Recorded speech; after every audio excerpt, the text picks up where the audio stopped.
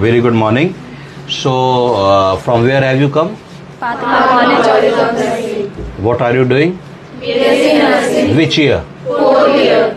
Fourth year. Very nice. So soon you will be nursing graduates. Yes. And many of you would be doing MSc nursing. Yes, And then PhD. Yes, And then sir. becoming teachers. Yes, sir. So I have simple questions for you. Shall I ask? Yes. It is a simple discussion. So tell me what you know. So what is cardiac arrest? What is cardiac arrest? Sir, it refers to the cessation of cardiac activity. Cessation of cardiac activity. क्या मतलब हुआ इसका, आप बताइए.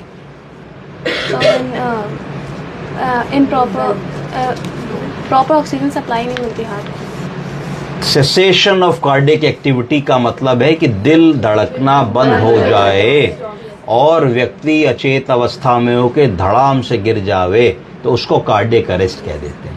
क्या कहते हैं? Cardiac arrest. Definition है sudden cessation of heart activity, no pulse. बोलिए.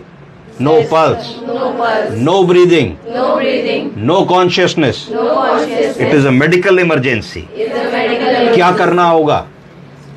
CPR. सीपीआर का मतलब क्या होता है? कैसे करते हैं? Chest compression. सीपीआर करने से पहले हमें कहना होगा कॉल फॉर हेल्प. क्या कहना होगा? क्योंकि मरीज अचेत अवस्था में पड़ा है, दिल रुका है और हम अकेले हैं. अगर हम इन्वॉल्व हो जाएंगे तो फिर उसको छोड़ नहीं पाएंगे. तो सबसे पहला काम करना होगा कि वो 2 सेकंड 4 सेकंड में मोबाइल करके चिल्ला के कॉल फॉर हेल्प हम लोगों ने कर दिया. ठीक है. फिर हमें सीपीआर करना है. सीपीआर करने से पहले हमको ये भी पता होना चाहिए कि कार्डियक अरेस्ट के क्या कॉजेज होते हैं. कोई बताएगा कार्डियक अरेस्ट के क्या क्या कॉजेज होते हैं? हमेशा याद रखिए 5H. बोलिए. पहला H बोलिए. हाइपोक्सिया, ऑक्सीजन की कमी.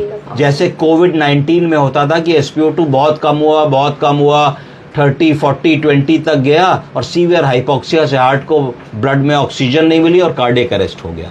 पहला कॉज हाइपोक्सिया.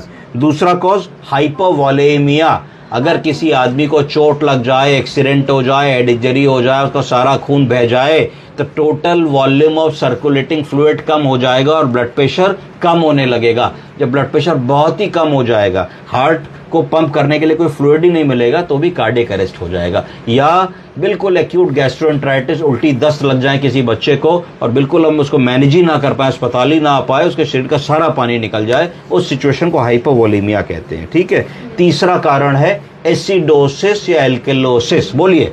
एसिडोसिस या एल्कलोसिस. कभी आप